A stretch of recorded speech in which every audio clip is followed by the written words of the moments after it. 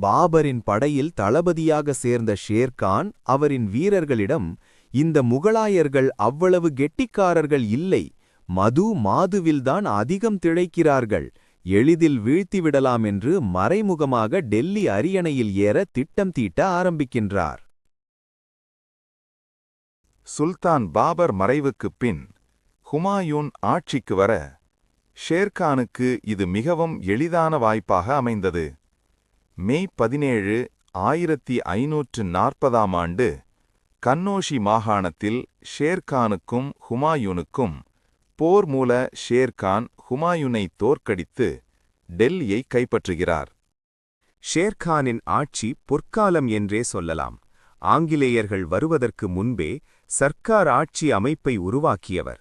ஆளுநர், அமைச்சர், பிரதமர் போன்ற பதவிகளை அமைத்து 40 யூனிட்டுகளாக பிரித்து ஆட்சி புரிந்தவர். அந்தந்த மாவட்டத்திற்கு ஒரு அதிகாரி வைத்து ராஜ்ஜியத்தை நிர்வாகித்தவர். ஒரு முஸ்லிம் அதிகாரியும் ஒரு ஹிந்து அதிகாரியும் வைத்து அன்றாடம் ராஜ்ஜியத்தின் நிகழ்வுகளை கேட்டு தெரிந்து கொள்வார் சுல்தான் ஷேர்கான் அவர்கள். விவசாயிகளுக்கு ஷேர்கானின் ஆட்சியில் இன்றைய பட்டா அளிப்பதும் விவசாய கடனும் அறிமுகப்படுத்தியிருந்தார். அதுபோலவே அரசாங்கத்திற்கு ஒரு பங்கு வரியும் விவசாயிகள் கட்ட வேண்டும் என்பது நீதி.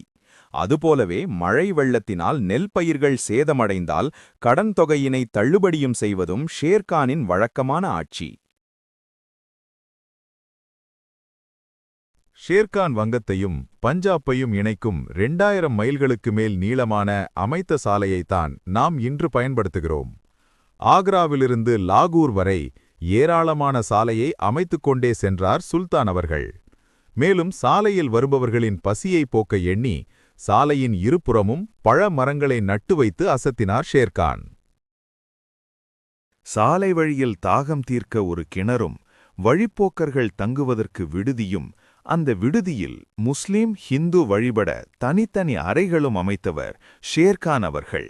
இது மட்டுமல்லாது ராஜ்யத்தில் தனி போலீஸ் போன்று ஒரு படையும் வைத்து செய்யும் குற்றத்திற்கு அன்றாடம் தண்டனையும் வழங்கினார் என்றே சொல்லலாம்.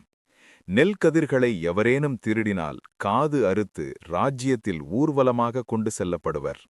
ஷேர்கான் ஆட்சியில் ஒரு மூதாட்டி காட்டில் பானை நிறைய தங்க நகைகள் வைத்து உறங்கலாம் என்பது உண்மை.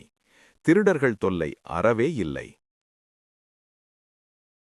நாம் இன்று பயன்படுத்தும் அஞ்சல் முறையை ஷேர்கான் தான் உருவாக்கியது என்று சொன்னால் ஆச்சரியப்பட்டு போவீர்கள். மக்களுக்காக கட்டப்பட்ட சத்திரங்களை தபால் நிலையங்களாக அமைத்து தன் படையில் சிறந்த குதிரையோட்டும் வீரர்களை வைத்து தபாலை உரியவரிடம் சேர்க்கும்படி செய்திருக்கிறார் சுல்தான் ஷேர்கான் அவர்கள்.